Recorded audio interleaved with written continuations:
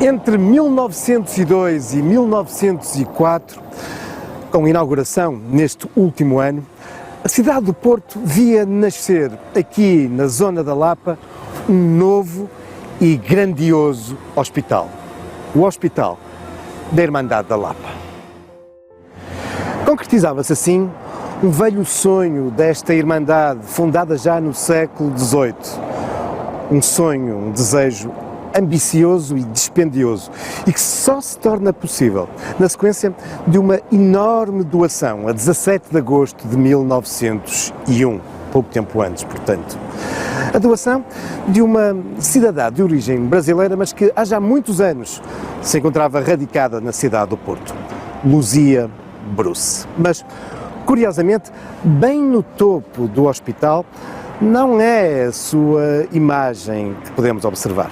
É uma estátua concebida pelo escultor António Alves Pinto, que nos retrata uma figura masculina. Mais precisamente, João António Lima.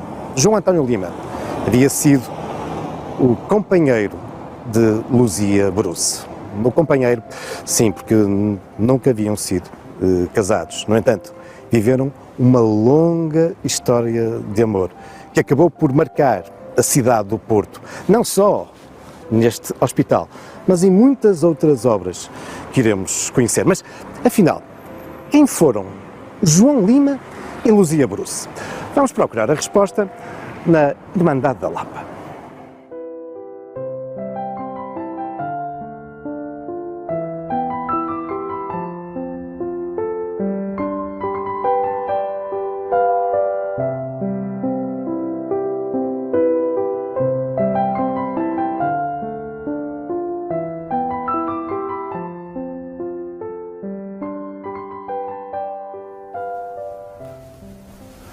Podemos fazer remontar as origens da Irmandade da Lapa ao ano de 1754, quando chega ao Porto um afamado pregador brasileiro, Ângelo de Siqueira, às vezes também escrito como de Siqueira.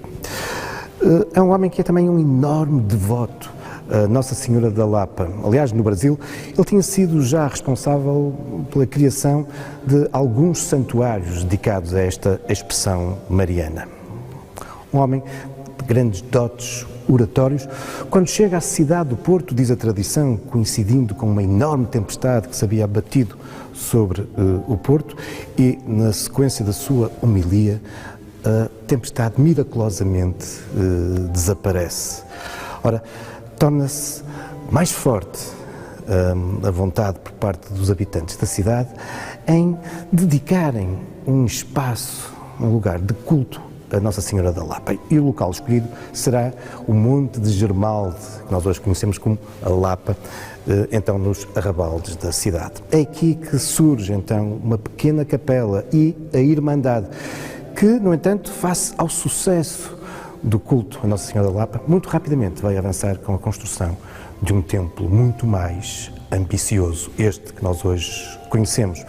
No entanto, e apesar de um início de grande ritmo, a verdade é que as vicissitudes políticas, económicas, militares que o nosso país irá conhecer nos finais do século XVIII, particularmente na primeira metade do século XIX, com as invasões francesas, a guerra civil entre liberais e absolutistas, o cerco do Porto, a obra acabará por demorar décadas a concretizar-se. Mas, para lá da Igreja, para lá da promoção ao culto a Nossa Senhora da Lapa, esta Irmandade, desde cedo, vai diversificar a sua atividade, apostando também em áreas assistenciais, no ensino e na área hospitalar. E para isso, foram sempre vitais, ao longo de todos estes anos, os beneméritos, como João Lima e Luzia Bruce.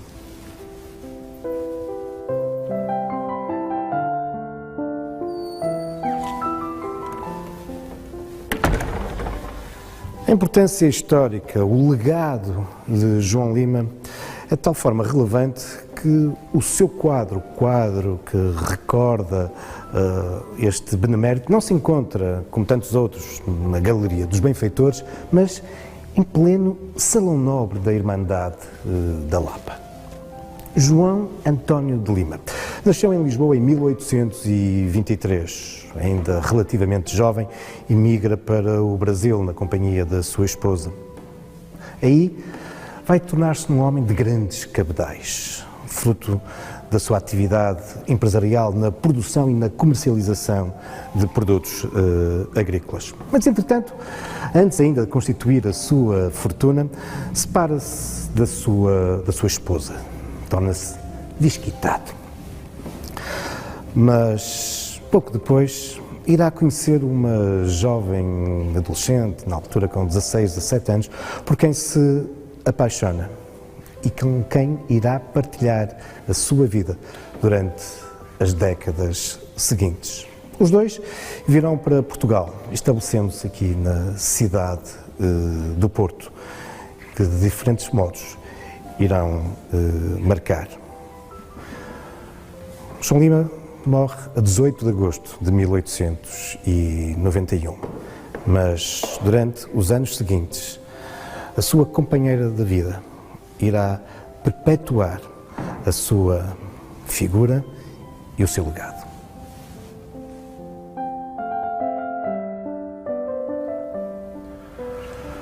Dona Luzia Joaquina Bruce faleceu há 100 anos atrás, em 1917. A história da sua vida começa no Brasil, Maranhão, onde nasceu e onde, na adolescência, conhece João Lima. Luzia Bruce, que tem uma curiosa ascendência, por um lado escocesa, e daí o Bruce, mas por outro lado também africana. Aliás, pouco depois da sua morte, ela é descrita como não sendo de raça branca, mas sim de cor, nariz chato e largo, lábios grossos, cabelo curto e crespo. A sua ligação a João Lima não se pode concretizar enquanto casamento. Não porque ela seja negra, embora de facto estes casamentos interraciais não fossem na altura muito bem vistos, mas pelo impedimento canónico de João Lima. Ele encontrava-se desquitado, separado da sua mulher. E por isso irão viver até ao fim da vida de João Lima aquilo que nós hoje diríamos uma união de facto. Algo que também não é muito bem visto pela sociedade, mas quando vêm para o Porto, não é isso que os impede de serem bem aceites na sociedade portuense, pela simpatia do casal, pelo desenvolvimento empresarial que João Lima irá desenvolver e também pelas suas grandes obras de benemerência.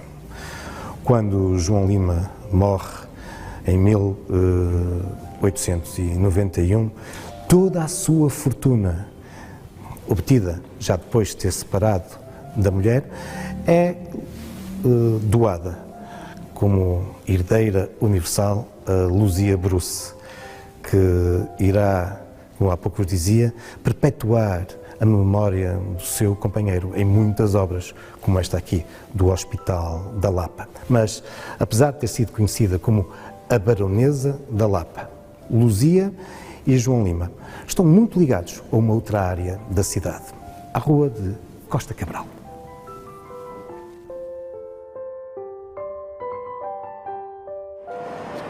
Abastado, mas não reformado, na sequência da sua fixação na cidade do Porto, João de Lima irá aplicar parte da sua vasta fortuna na criação de uma fábrica de tabaco aqui na Rua de Costa Cabral. E importa dizer que não era de todo uma novidade.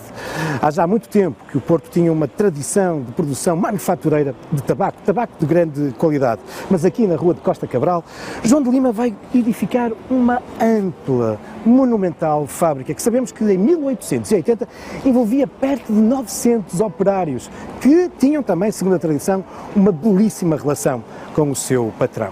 E é um imponente edifício.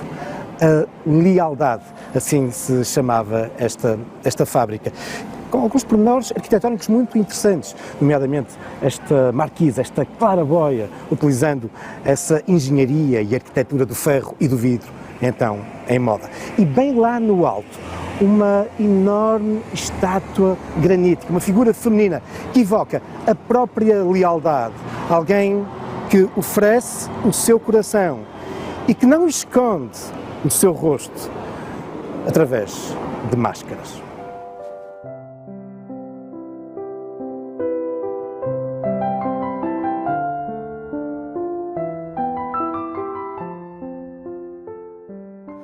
Naqueles finais do século XIX, a Rua de Costa Cabral era uma das principais entradas e saídas da cidade do Porto, a antiga estrada para Guimarães. Uma rua que em grande parte foi calcetada a paralelepípedo a expensas do próprio João Lima, que, contígua à fábrica de tabaco, a Lealdade, irá também mandar edificar a sua residência, uma suntuosa moradia, que é hoje a sede de um clube desportivo.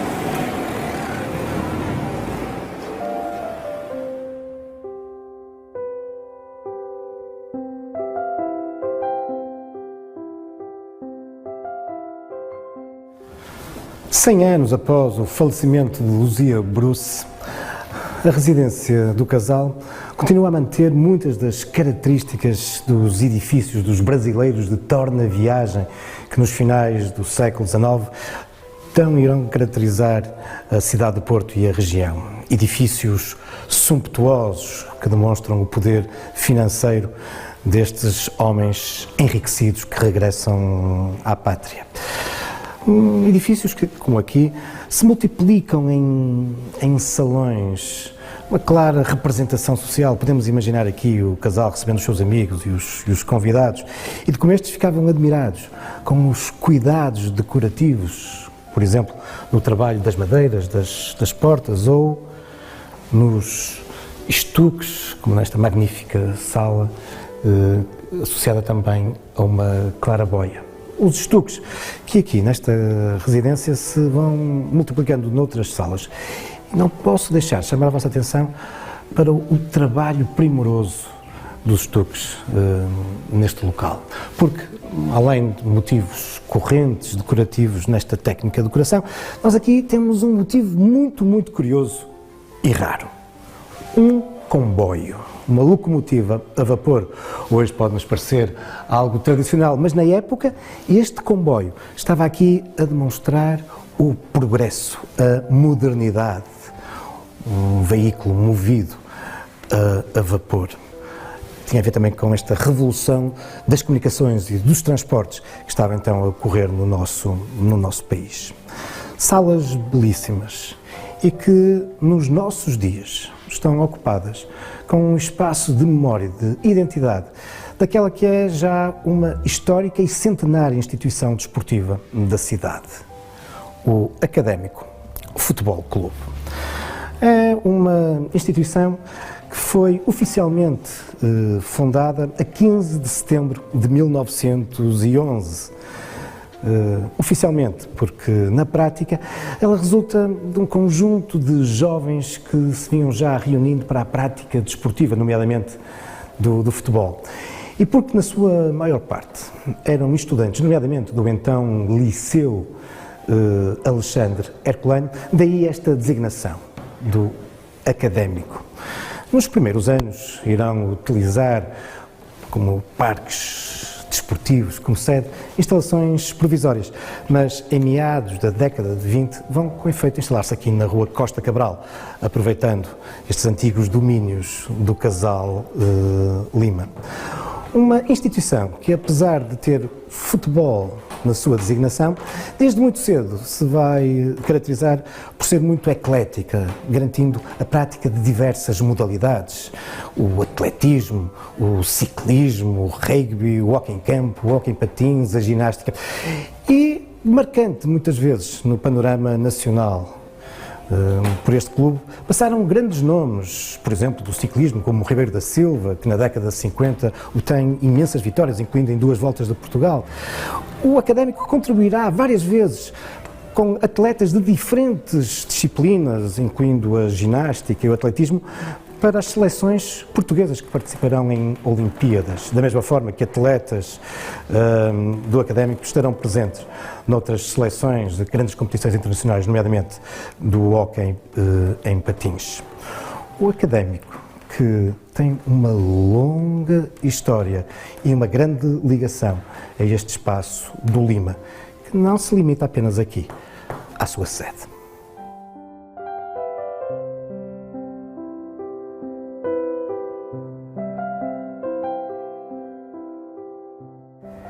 A partir do seu edifício sede, antiga residência de Luzia Bruce e João Lima, o Académico Futebol Clube irá em 1927 ampliar as suas instalações, aproveitando-se dos antigos jardins dessa residência. Nasce assim um campo para ténis, um pequeno espaço de lazer e, imagine-se, até um parque de campismo. Por essa altura vai-se também acentuando o espírito eclético do clube, proliferando uma série de outras modalidades. E por isso fazia-se sentir também a necessidade de um outro equipamento que em 1927 começará também a ser construído. Um pavilhão desportivo. Nascia assim, aquele que se irá tornar num dos espaços desportivos históricos da cidade, este pavilhão. Um pavilhão que se vem acrescentar, afinal, a um outro espaço que o Académico já possuía aqui nas imediações e que se tornará ele também numa referência da memória e da identidade da prática do desporto na cidade do Porto. Além da extensa e monumental fábrica de tabaco, para lá da sumptuosa residência, João Lima adquire, para construir esses imóveis, uma vasta propriedade que confinava com a rua de Costa Cabral. Uma propriedade que se estenderá agora nas traseiras desses edifícios, constituindo uma vasta quinta, que ficará conhecida pelo seu nome, a Quinta do Lima. Aliás, este topónimo ou antropónimo, o nome de um lugar a partir de uma pessoa, irá perdurar até aos nossos dias. Tal como nos recorda, esta rua nos encontramos, a Rua do Lima, e muitos outros estabelecimentos que mantêm até hoje essa designação. E não faltou sequer um estádio, um histórico estádio, o Estádio do Lima.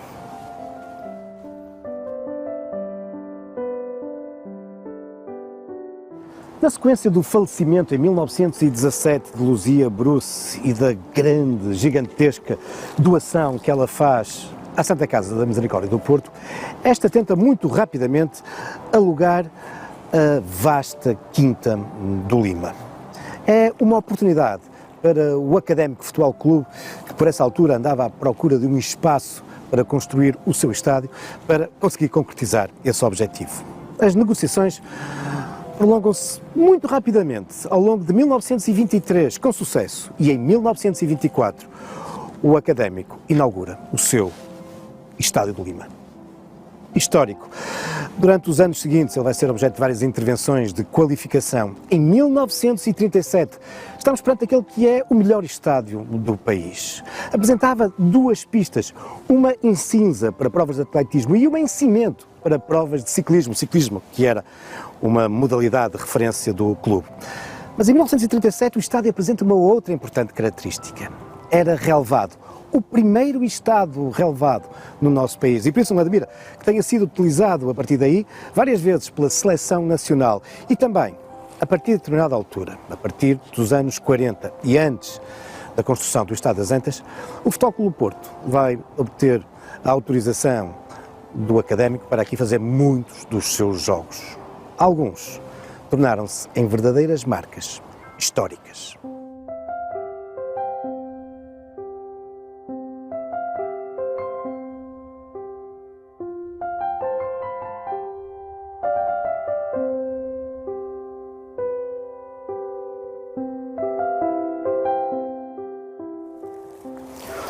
Um desses momentos históricos foi vivido aqui no Estádio de Lima no dia 6 de maio de 1948, quando o Futebol Clube do Porto defrontou aquela que era considerada a melhor equipa do mundo de futebol, o Arsenal de Londres. Importa dizer que nesses tempos, saídos da Segunda Guerra Mundial, não havia ainda as grandes competições internacionais dos nossos dias, a Liga dos Campeões, as antigas Taça das Taças ou Taça UEFA.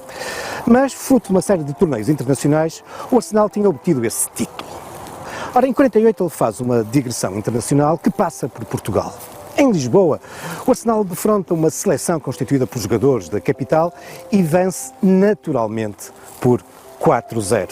A seguir desloca-se ao Porto. É grande a expectativa para ver a melhor equipa do mundo e por isso o velhinho estádio da Constituição de Futebol Clube do Porto não consegue receber tantos interessados e o clube pede emprestado ao Académico o estádio do Lima. E tem então lugar o jogo, cujo resultado será surpreendente. O Futebol Clube Porto vence os melhores do mundo por 3-2. É um feito tão grande que os portistas e os portuenses resolvem homenagear o clube, oferecendo-lhe uma grande troféu, uma grande taça, que será objeto de uma subscrição pública para se conseguir reunir o dinheiro para produzir. Será entregue ao clube um ano depois. Uma taça Arsenal, com mais de 2 metros de altura, mais de 300 quilos de peso, 130 dos quais em prata, e é considerado até hoje como o maior troféu alguma vez oferecido na sequência de um jogo de futebol.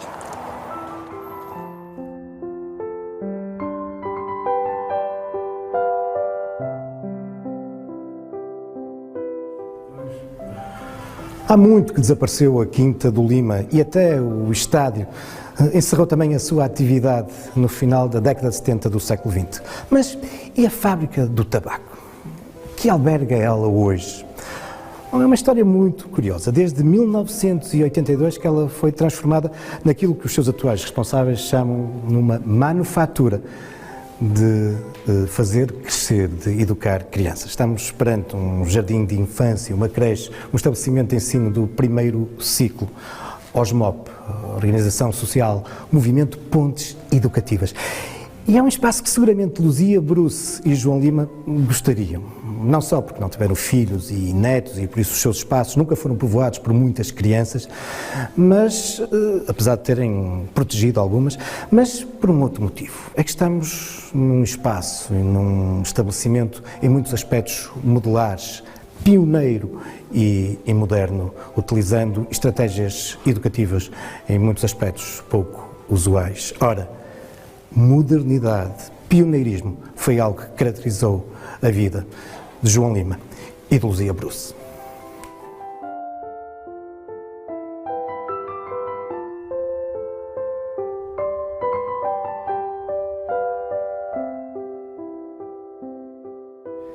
Em 1916, e prevendo provavelmente a proximidade da sua morte, que iria ocorrer no ano seguinte, Luzia Bruce faz o seu testamento, deixando grande parte da colossal fortuna que havia herdado de João de Lima à Santa Casa da Misericórdia do Porto. Em mais de 500 anos de história da Santa Casa, foi uma das maiores doações de sempre. E não admira, por isso, que a instituição tenha mandado fazer um enorme retrato a um conceituado pintor, Cássio Lino. Dona Luzia Bruce, que apesar desta enorme doação, tem ainda bens para deixar a outras instituições do Maranhão, no Brasil, a sua terra natal, e a outras instituições da cidade. Até a Câmara Municipal do Porto beneficiou da sua herança. Os últimos tempos da sua vida são dolorosos, afetada por uma osteosarcoma do maxilar superior. Apesar das insistências da Santa Casa da Misericórdia para se tratar no Hospital de Santo António da Misericórdia, aqui no Porto, ela acabará por procurar a cura, tratamento em Lisboa, onde irá morrer. A Misericórdia do Porto vai mandar colocar na sua campa uma enorme coroa em bronze e jamais esquecerá esta benemérita, hoje em lugar de destaque na Galeria dos Benfeitores, aqui no Museu da Misericórdia.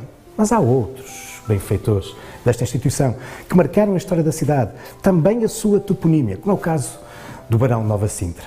Mas isso são já outros factos, também algumas lendas, futuros caminhos da história.